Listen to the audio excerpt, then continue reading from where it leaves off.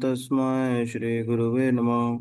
श्रीचैतन्यमनोभीष्टं स्थापितं येन भूतले स्वयं रूप कदा मह्यं ददाति स्वपदान्तिकं।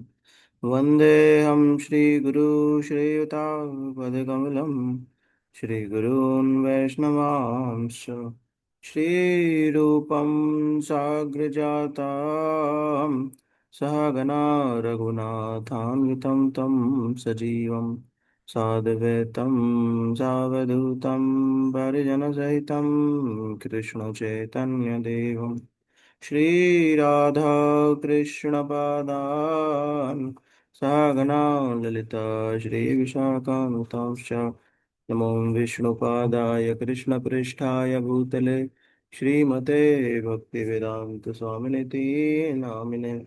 नमस्ते सरस्वते देवे गौरवाणी प्रचारिणे निर्विशेष शून्यवादी पाश्चात्यदेशतारिणे।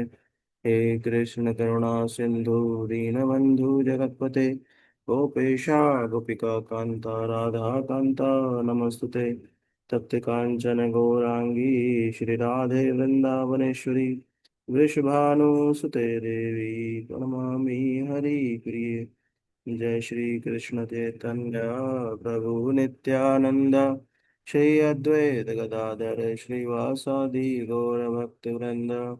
हरे कृष्ण कृष्ण कृष्ण हरे हरे हरे राम राम राम हरे हरे।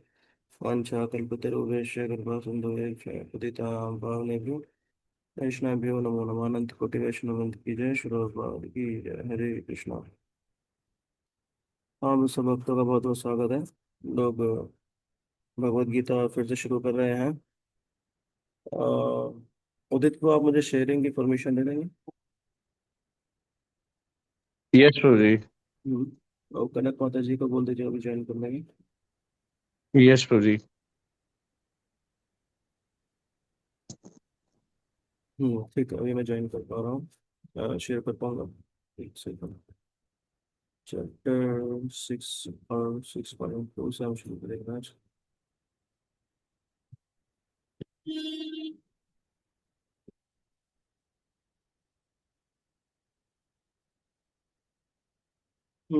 तो अभी हमने देखा भगवान ध्यान योग के बारे में बताएंगे इस अध्याय में।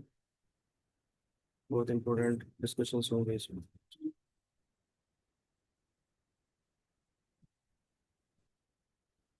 तो अभी हमने देखा था टेक्स्ट वन में, है ना? तो टेक्स्ट वन में भगवान योग के बारे में बता रहे थे, योग क्या है। कई बार लोग जिमनास्टिक को भी योग समझ लेते हैं, है ना? जैसे हम लोगों ने देखा है, नए नए योगा सेंटर खुल जाते हैं, या रामदेव बाबा भी योग कराते हैं, है ना? तो इस तरह से काफी काफी लोग अलग अलग तरीके से चीजें कराते हैं और उसको योग का नाम दे देते हैं। एक्चुअली जो योग शब्द आया है वो भगवान योग का हिंदी में क्या अर्थ हो, मतलब योग एक्चुअली संस्कृत शब्द है। इसको हिंदी में बोलते हैं जुड़ना, है ना? जुड़ना। अब कहाँ से जुड़ना? अपने शरीर से थोड़ी जुड़ना होता है। जिम्नास्टिक में व्यक्ति किससे जुड़ेगा? वो अपने शरीर से जुड़ेगा। हिंदी का कोटिंग करते ये सुदित बोले। हैं।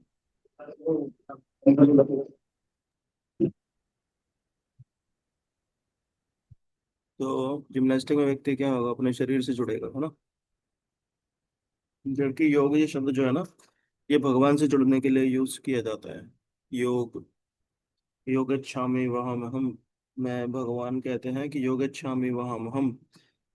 मैं भक्तों के योग को प्रोटेक्ट करता हूँ। उनका जो मेरे मेरे से जुड़ाव है, मेरे ऊपर उनकी जो श्रद्धा है, मैं उसको प्रोटेक्ट करता हूँ। तो तो इस अध्याय में हम लोग ध्यान के माध्यम से भगवान से कैसे जुड़ते हैं उसके बारे में पता चलेगा। ये पता चलेगा कि योग के लिए क्या सबसे डेंजरस है। जैसे हम भक्ति मार्ग पे है ना, तो क्या डेंजरस चीजें हैं? डेंजरस मतलब क्या ऐसी चीजें हैं जिससे भक्ति मार्ग में प्रॉब्लम्स आती है ना? या ऐसी कौन सी चीजें हैं जिससे भक्ति मार्ग में हमें आसानी होगी? वो सब चीजें हमें इस चैप्टर में पता चलेगी, है ना? तो फिर हम टेक्स्ट 2 पे जाते हैं और देखते हैं कि टेक्स्ट 2 में क्या बताया गया है। पता नहीं कोई अवेलेबल है। गौरव, आप पढ़ना चाहेंगे? बोलो तो मतलब। प्रभु जी क्षमा चाहूंगा थोड़ा अच्छा हाँ बोलो, ठीक है आप ऑफिस। मैं पढ़ता हूँ। यम संन्यासम इति प्राहुर योगम तम विधि पांडवा न ही असन्यस्ता संकल्पो योगी भवति कश्चन, है ना। तो ट्रांसलेशन देखते हैं। भगवान बता रहे हैं कि what is called renunciation you should know to be the same as yoga और linking oneself with the supreme. O son of Pandava, for one can never become a yogi unless he renounces the desire for sense gratification। तो इसमें बताना चाह रहे हैं भगवान की renunciation है क्या। देखिए पहले तो हमको समझना पड़ेगा कि रिनंसिएशन क्या है और उसके बाद उसका पर्पस क्या है। तो जैसे इस संसार में लोग ऐसा कहते हैं कि नहीं नहीं ये मुझे कष्ट दे रहा है। कोई व्यक्ति कष्ट दे रहा है, कोई वस्तु कष्ट दे रही है, तो उसको कहते हैं नहीं अब हमें इससे कोई मतलब नहीं है, छोड़ देते हैं। और एक डिजायर रह जाती है उसको भोग करने की, तो इसका मतलब अभी छोड़ा नहीं है। समझ रहे ना, इसको छोड़ा नहीं है अभी। तो ये रियल रिनंसिएशन है, ये फेक रिनंसिएशन है। ये इसमें भोग का भाव रह गया है। और असली रिनंसिएशन क्या है? भोग का भाव को छोड़ देना। चाहे वस्तु आप यूज कर रहे हो कोई दिक्कत नहीं, व्यक्ति के साथ बातचीत है कोई दिक्कत नहीं, पर एक्चुअली ये भाव ना रहना कि मेरी कोई डिजायर ना रहना उसको भोग करने की, ये रिनंसिएशन है। जैसे भगवान श्री कृष्ण है, तो जब मनुष्य लीला कर रहे हैं तो ऐसा लग रहा है कि सबसे बहुत अटैच है, अपने द्वारका वासियों से, सब बंधु बांधवों से बहुत अटैच है। पर उन्हीं के बीच में लड़ाई करा के उनको आपस में मरवा देते हैं। इसलिए वो जब छह गुण आते हैं भगवान के बारे में, भगवान, भग मतलब छह, भगवान मतलब जो पजेस करता है, छह गुण भगवान पजेस करते हैं ना। तो उसमें एक गुण रेनन्सिएशन है, ही सुप्रीमली रेनन्सिएट, सुप्रीमली रेनन्सिएट। अनंत ब्रह्मांडों के स्वामी हैं पर कंप्लीटली रेनाउंस्ड, है ना। क्रिएशन डिस्ट्रक्शन चलता रहता है, लड़ाई झगड़ा चलता रहता है, लोग कुछ टुकड़े को इन ब्रह्मांडों में कुछ कुछ टुकड़े को अपना बोल रहे हैं, पर ही सुप्रीमली रेनन्सिएट करते रहो जो करना। उनकी कोई डिजायर नहीं है इस, है ना। तो ये सुप्रीम रियलाइजेड, पर हम लोग जो है हम भोग की प्रवृत्ति रखते हैं। वो अनंत ब्रह्मांडों के स्वामी होके रियलाइजेड है। हम एक टुकड़े के भी स्वामी नहीं है, शरीर के भी स्वामी नहीं है, परंतु हमारे अंदर डिजायर रहती है इंद्रिय तृप्ति की। तो अब इसको छोड़ पाना मुश्किल हो जाता है। समझ रहे हैं, क्यों मुश्किल मैं कह रहा हूँ? क्योंकि बड़े बड़े संत देखे जाते हैं जो संसार में सब कुछ छोड़ देते हैं, फिर भजन करने के लिए कोई कुटिया में रहने लगते हैं, पर उस कुटिया से आसक्त हो जाते हैं। डिजायर आ जाती है ये मेरी कुटिया है। समझे। जैसे दो राजा थे, उन्होंने अपना, दोनों ने राजपाट छोड़ दिया, बड़े फेमस राजा थे वो दोनों, बहुत फेमस थे। तो वो अपना राजपाट उन्होंने छोड़ दिया और अपना कमंडल लेके निकल आए अपना योग, उसमें साधु की ड्रेस में, सोचे भगवत प्राप्ति करेंगे। अब रास्ते में दोनों रुके, मतलब दोनों ने अलग अलग, सॉरी दोनों एक दूसरे को जानते नहीं थे, बट एक ही टाइम पे दोनों ने अपना घर छोड़ा था। समझ गए। दोनों ने एक ही टाइम पे अपना अपना राज्य छोड़ा। और ब्रह्मांड में ये बात फैल गई थी, सब लोगों को पता चल गया था कि दोनों ये जो राजा हैं वो अपना राज्य छोड़ चुके हैं। और एक टाइम पे छोड़ा था, दोनों एक दूसरे से कहीं मिले नहीं थे, जानते नहीं थे। समझ गए ना स्टोरी। छोड़ा, तो ट्रैवल करते करते ऐसा हुआ कि गंगा किनारे आए नहाने के लिए। तो एक ने अपना कमंडल और कपड़े वहां रख दिए एक जगह, फिर अपना नहा के आए। नहा के आए तो देखा, अरे ये क्या, जहाँ मैंने कमंडल टांग रखा है वहीं दूसरे ने कमंडल टांग रखा है किसी और ने। लगे डांटने उसको, बोले कि तू जानता नहीं है मैं कौन हूँ? अरे ये मेरी जगह तूने कमंडल कैसे टांग दिया? कहे कि अरे तू भी कौन है, तू जानता नहीं है, तू कुछ भी होगा, मुझे तू नहीं जानता है। और मैंने अपना कमंडल यहाँ टांग दिया तो तुझे क्या प्रॉब्लम? तो उस जगह का भोग करने के लिए दोनों के बीच में लड़ाई हो रही है अब। तू मुझे नहीं जानता, तू मुझे नहीं जानता। समझ रहे हैं इस बात को लेके। तो कहने को तो उन्होंने इतना बड़ा राज्य त्याग दिया दोनों ने, परंतु एक खूंटी पे लड़ाई चल रही है कि इसका भोग मैं करूंगा। जिस खूंटी पे मैंने कमंडल टांगा है तू नहीं टांग सकता। और उसी समय एक बुढ़िया वहां नीचे बैठी हुई थी। उसने दोनों में से किसी राजा को देखा नहीं, ना ना वो जानती थी राजा है, पर उसने बस सुना था कि दो राजा हैं वो अपना राजपाट छोड़ते हैं भगवत प्राप्ति के लिए। तो वहाँ बैठी बैठी बोलने लगी, अरे तुम दोनों नलायकों को शर्म नहीं आ रही है? वो देखो इतने अच्छे राजा हैं दो, वो अपना घर बार छोड़ दिए भगवत प्राप्ति के लिए, और तुम दो साधु इस कमंडल पर लड़ रहे हो हैं। अरे उन राजाओं से सीखो। वो दोनों बेचारे गर्दन झुका के अपने अपने रास्ते चले गए। तो बड़ा बड़ा घर बार छोड़ देते हैं। बट ये डिजायर जो सेंस ग्रेटिफिकेशन की रह जाती है।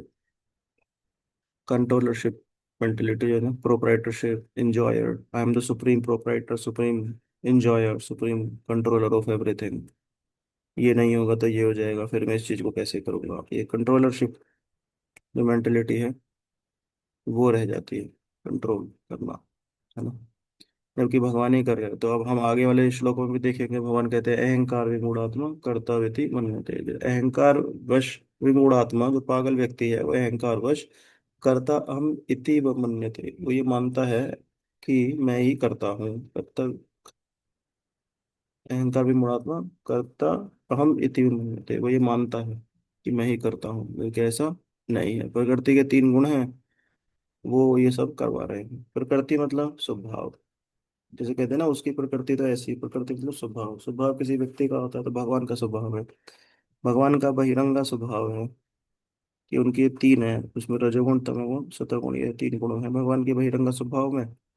और उनके स्वभाव में हम लोग भी सब आ जाते हैं, उन्हीं के स्वभाव में हम लोग ये काम करते रहते हैं। उनका अंतरंग स्वभाव, क्या अंतरंग स्वभाव, उनके अंदर भक्तों को प्रेम देना है, भक्तों से प्रेम में सेवा का आदान प्रदान है। हमको अंतरंग स्वभाव में काम करना चाहिए, ना कि बहिरंग स्वभाव में, है ना। वो चॉइस भगवान हमें दिए हैं कि हम उनके कोई सी भी स्वभाव में काम कर सकते हैं। एनीवे, तो ये रिनंसिएशन की बात हो रही थी। अच्छा, रिनंसिएशन में भी एक तरह का, रिनंसिएशन बहुत बड़ा सुख है एक्चुअली। जब व्यक्ति संसार से फ्रस्ट्रेट हो जाता है तो वो रिनंसिएशन की तरफ बढ़ता है। जैसे एक साधु का इंटरव्यू में देख रहा था, वो साधु कभी जीवन में मतलब का चप्पल नहीं पहना है। वो अपने पैर दिखा रहा था, पैर छिले हैं, ये है। वो घूमते रहता है जगन्नाथपुरी, यहाँ वहाँ सब धाम, नंगे पैर। कितना धूप, कितना कुछ, नंगे पैर। तो सुख है, इसे देख के उसके शरीर को लगा कष्ट है, बहुत कष्ट है, पर उसमें बहुत बड़ा सुख है। बता रहा था कि नहीं, मुझे कभी चप्पल पहनना ही नहीं है, इसमें बड़ा सुख लगता है मेरे को। घूमते रहते हैं। प्रोनाउंसिएशन में भी सुख रहता है, क्योंकि भौतिक कल्मशों से वो व्यक्ति बच जाता है ना, तो इसलिए एक सुख का महसूस, सुख का आनंद उसे रहता है। परंतु वो भी इनकम्प्लीट है अगर वो भगवान के लिए नहीं हो रहा है। जैसे सब कुछ छोड़ा, पर उसमें भगवान की प्राप्ति का कोई उद्देश्य नहीं है, तो ऐसा रिनंसिएशन का कोई फायदा नहीं है। अल्टीमेटली इसमें हमको पाप लगता है। क्यों? क्योंकि हम अपनी जिम्मेदारियों से बच रहे हैं। अच्छा, पर जिम्मेदारी छोड़कर भगवान की तरफ लगे तो सुप्रीम जिम्मेदारी है, वो पूरी हो रही है, तो कोई दिक्कत नहीं, फिर भगवान बचा ले। ठीक है, पर पढ़ते हैं अभी हम लोग। यस, गौरव अब आप पढ़ सकते हैं। Real sannyasi yoga or bhakti means that one should know his constitutional position as the living entity and act accordingly. The living entity has no separate independent identity. He is the marginal energy of the Supreme.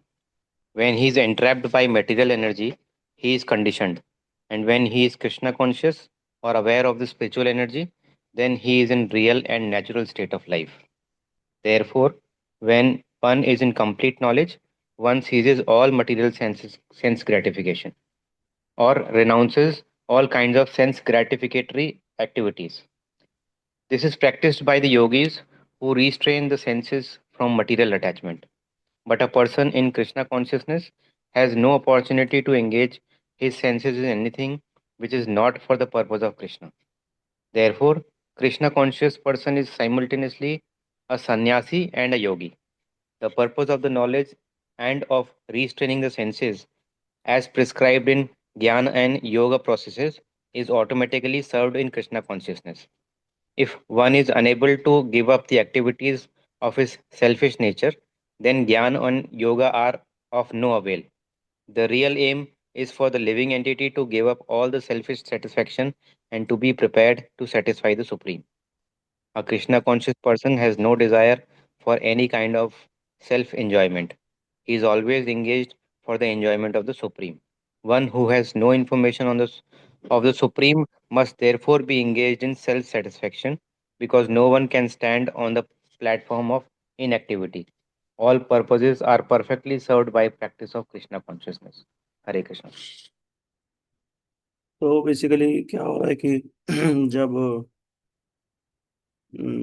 व्यक्ति इस संसार में आया है, तो इस संसार में आने का उसका पर्पस है कि मैं भोगता हूँ, है ना। मैं कृष्ण को इमिटेट करना चाहता है व्यक्ति, हूँ, इसलिए वो इस संसार में आया है। अब उसको अगर वापस इस संसार से लेके जाना है, तो उसको उसकी कॉन्स्टिट्यूशनल पोजीशन में वापस लेके आना पड़ेगा। जैसे मैं हमेशा ये एग्जांपल देता हूँ कि मशीन का कोई पेज जो उस मशीन के लिए ही बना था, उस पेज के अंदर अगर ये गलतफहमी आ जाए कि भाई मुझे मशीन की तरह बनना है, तो जब वो मशीन से टूट के गिरा, तो मशीन में वो लगने को तैयार ही नहीं है, वो भटक रहा है मशीन बनने के लिए। समझ रहे हैं?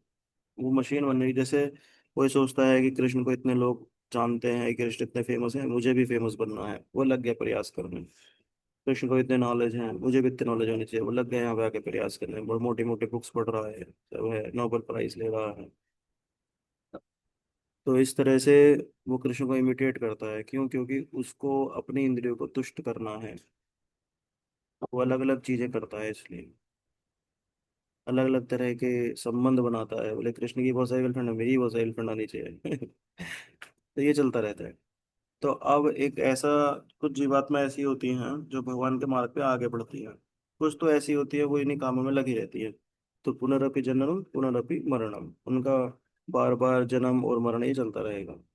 परंतु जो सिंसियर सोल है ना, जो कहती है कि नहीं नहीं, हमको भगवत प्राप्ति करनी है, हमको भगवान के धाम वापस जाना है, तो उनको फिर रिवर्स इंजीनियरिंग करना पड़ेगा। समझ रहे हैं, रिवर्स इंजीनियरिंग। तो अब जो पेज नीचे गिर गया है, उसको बार बार ऐसे कार्यों में लगना होगा जो उसे ये रिमेम्बर कराएं कि नहीं भाई, तेरा कोई वैल्यू नहीं है, और तेरा वैल्यू नहीं, तेरी मतलब कॉन्स्टिट्यूशनल पोजीशन जो है वो भगवान की सेवा करना है। तो मशीन नहीं बन सकता, मशीन बनने की तेरी कोई वैल्यू नहीं है। नहीं तो मशीन बन पाएगा कभी, तो कभी संसार में सोचेगा कि मैं कृष्ण बन जाऊं, ऐसा पॉसिबल नहीं है, भगवान नहीं बन सकता। क्यों? क्योंकि तेरी पोजीशन ही भगवान के दास की है। वही मशीन वाली बात, जिसकी पोजीशन ही पेज की है, मशीन कैसे बन सकता है वहाँ? तो उसकी ये चीज को खत्म किया जाता है। क्या? Krishna conscious person has no desire for any kind of self enjoyment. तो धीरे जब भजन करते हैं, तो जो Krishna fully Krishna conscious person होगा, उसकी फिर अब कोई डिजायर नहीं रहेगी सेल्फ एंजॉयमेंट की। समझे? अब आप कहेंगे हमारी तो है, हाँ हमारी है, बट फुल मतलब अभी क्या प्रैक्टिस करना, साधक है, मेरे तो कम हुई है पहले से। ये हर साधक का एक अनुभव रहता है कि हाँ मेरी डिजायर जो है पहले से कम हुई है। और जब वो भजन करता रहेगा, तो उसके सेल्फ एंजॉयमेंट की कुछ डिजायर नहीं रहेगी, है ना। इसका मतलब ये नहीं है कि वो ड्राई हो जाएगा। कुछ लोग ऐसा सोच सकते हैं कि अरे मेरी कोई डिजाइन नहीं रहेगी, वो की बताओ, ये तो बोल नहीं, ऐसा नहीं है। इनफैक्ट उसकी जो डिजायर है वो भगवान की सेवा की बहुत बढ़ जाएगी, जिसमें ज्यादा आनंद आता है ना।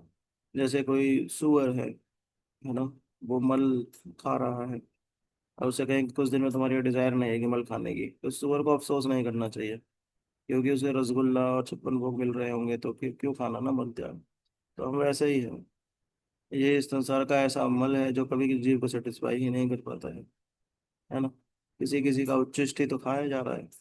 ऑफिस में काम कर रहे हैं, तो ऑफिस के व्यक्ति का कोई उच्छिष्ट है, जो मालिक है उसे उच्छिष्ट है, कुछ पैसे दे देता है हमको, उसका उच्छिष्ट हम खा रहे हैं ना। इस तरह से संसार में चलता रहता है। तो कहने का मेरा मतलब ये है कि यहाँ पर इस संसार में हम अगर भगवान की भक्ति में लगते हैं, तो ये डिजायर जाने का मतलब ये नहीं है कि हम कुछ लॉस पे, हाँ, भगवान की सेवा का रस लूटते हैं, भगवान के शुद्ध भक्त, और उस स्थिति को प्राप्त करने का भक्त प्रयास करते रहते हैं। तो जितने भी सेंसेस हैं वो क्राई कर रही है इस समय, हमारी जितनी भौतिक सेंसेस हैं वो सब क्राई करती है, आंखें देखना चाहती हैं, कान सुनना चाहते हैं। क्या क्या सुनना चाहते हैं? वो संसार की भौतिक चीजों को सुनना चाहते हैं। क्यों सुनना चाहते हैं? क्योंकि उनकी नेचर है। तो भगवान को क्यों नहीं देखना चाहते हैं? जब नेचर है देखने की, तो भगवान के अर्चा विग्रह को देखें, भगवान के कीर्तन को सुने। क्यों उसमें 24 घंटे सातों दिन उसी में नहीं रम सकते हम लोग?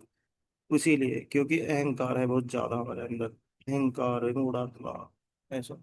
जैसे कुछ लोग कहते हैं कि मैं बहुत हम्बल हूँ, एक्चुअली देखो मेरे अंदर ना बिल्कुल अहंकार नहीं है। तो लोगों भक्ति हो 24 घंटे, सिर्फ वही व्यक्ति जो 24 घंटे सातों दिन भगवान की भक्ति में लग सकता है, उसी के अंदर अहंकार शून्य रहता है। बाकी हम सबके अंदर अहंकार है। ये भी एक अहंकार है कि मेरे अंदर अहंकार नहीं है ना। तो इस तरह से हम ये देखते हैं कि हमको उस मिथ्या अहंकार को छोड़ के भगवान की सेवा में लगना पड़ेगा।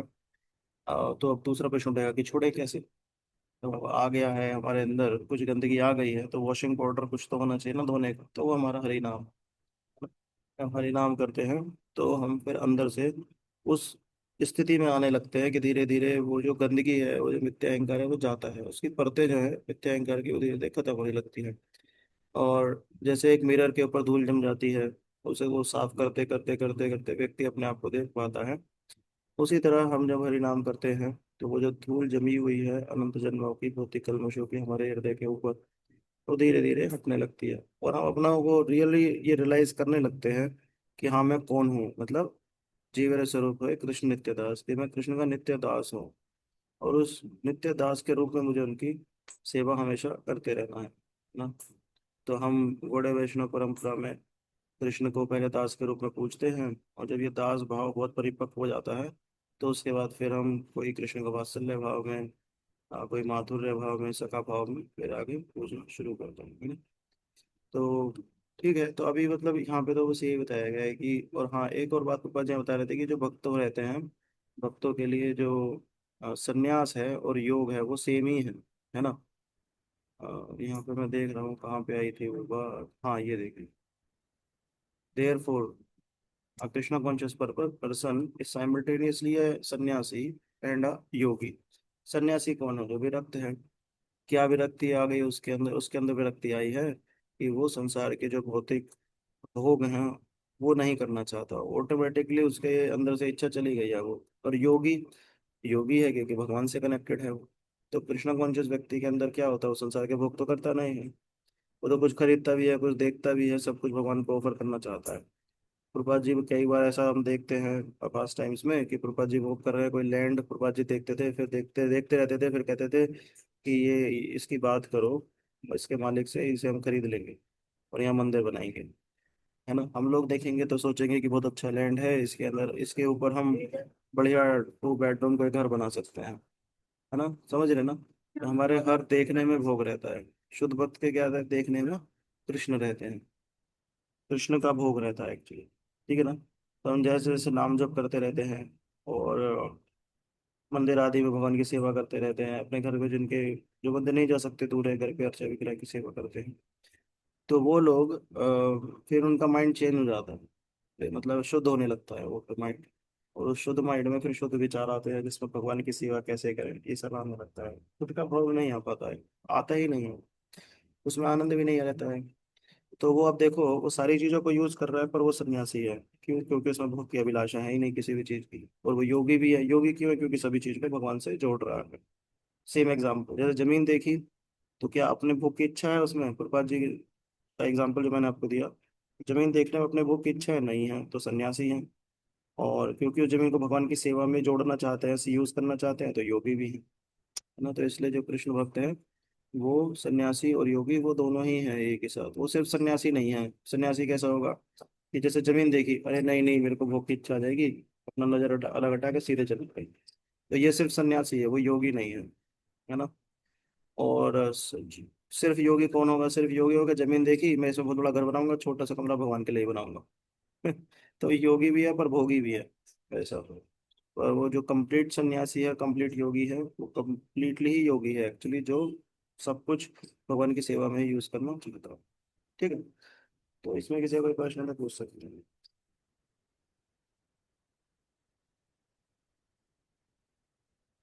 ठीक है, तो विल स्टॉप नाउ, हम उसके बाद कल करेंगे। वंशा कल ध्रुवेश कृपा सिंधु एव च पतितनाम पावनेभ्यो वैष्णवेभ्यो नमो नमः। अनंत कोटि वैष्णव की जय, श्रील भगवत की जय। आप सबसे मैं निवेदन करूंगा कि जो लोग यात्रा पे जा रहे हैं हम लोग साथ ना गोवर्धन की, वो लिंक पे जो डिटेल्स अवधि थ्रू ने शेयर किए हैं वो लिंक आप एक बार गो थ्रू कर लीजिए, है ना। और फिर आज दोपहर तक बता दीजिए, फिर उसको फाइनल करके आगे बढ़ेंगे। हरे कृष्ण। हरे कृष्णा। हरे कृष्ण प्रभु जी। हरे कृष्णा गुरु, Hare Krishna Rajni Guru, Hare Krishna, Hare Hare Krishna Krishna. Prabhu ji, thank you so Hare much. Krishna Shekhar माता जी, रमन प्रभु जी, हरे कृष्ण प्रभु जी। हरे कृष्णा सभी हरे माता जी, कृष्ण प्रभु रत्नांगी जी। माता जी, हरे कृष्णा रत्नांगी निराली माता जी, हरे कृष्णा प्रभु जी। हरे कृष्णा प्रियंका हरे माता जी, कृष्ण प्रभु जी। हरे कृष्णा आंटी जी, शंकर जी, हरे कृष्ण प्रभु जी। हरे जी, डिम्पल प्रभु, हरे कृष्ण प्रभु जी, हरे कृष्णा प्रभु।